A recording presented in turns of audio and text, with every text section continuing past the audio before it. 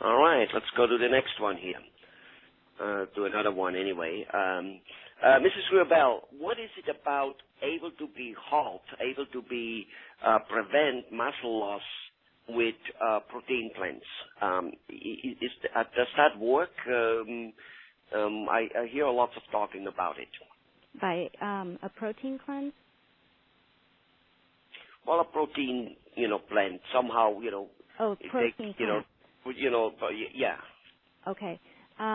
So as we grow older, proteins are important in our body, but it's really a balance between the carbohydrates and proteins and fats that are going to maintain muscle and help not gain so much belly fat. And the balance is more important, I would say, than starting on a high-protein diet.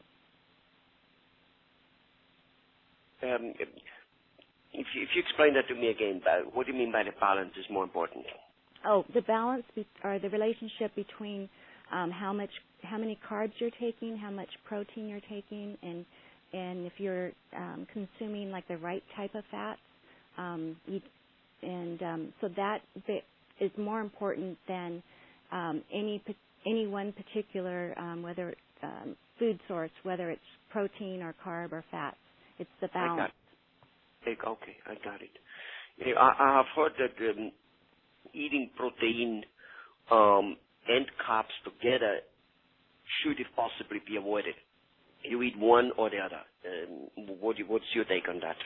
I feel strongly that if you to help keep the metabolic rate up during the day, that if you eat a carb, that you should actually eat a small amount of protein first, and then the carb, and then the body will not have so much of a blood sugar spike, and it will stay more even, and then they won't have any type of withdrawal symptoms like in an hour after you eat a carb. Okay, got it. Okay. Wow. Anything else you would like to, would you think is important in terms of muscles, protein, and in keeping the muscles when you lose weight? Because lots of people, they lose weight and they start losing weight very fast by whatever, simply not eating. And really what they lose is a tremendous amount of muscles. While they then have a weight loss, they don't really lose too many inches apparently. And on top of it, they get weak. And why do I know that? Because I've done it, and I don't even need to lose a lot. Right. So if you're on any type of a reducing diet, it is important to combine it with exercise. And while you're in the weight loss phase, I recommend a longer duration but low intensity aerobic type of exercise. And then like twice a week, do 20 minutes of weight resistance exercise. And by that, I see frequently that the amount of lean body mass that people are losing is very minimal to the actual fat pounds lost. Okay, I got it. Okay, wonderful. So basically, you gotta exercise. You gotta keep those muscles moving while you're going through a weight loss. Correct. Okay, no way around it, right? Right.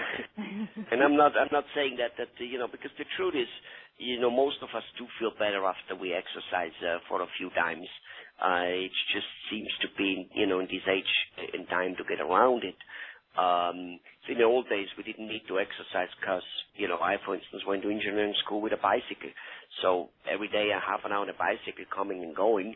There was no exercise needed anymore afterwards, right? So in this days and age, if we don't do some extra exercise, we probably don't get enough.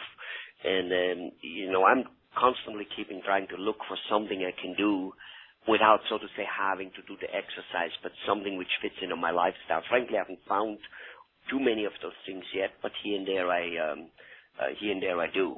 All right, well, Mrs. Riopelle, thank you very much. So let's keep exercising because we've got to keep those muscles going. Eat the protein first and the carbohydrates later. All those things are helpful. So we still get what we want, more or less, as long as we don't indulge in it too much. But if we structure it, that in itself helps. So basically knowledge about that stuff seems to be very important. And I didn't know that, eating them an hour later or so is already great of help. And you did say that, right? Eat the carb about an hour later, and you're going to be a lot better off, right? Right. Beautiful. Thank you very much, Mrs. Riopelle. Thank you.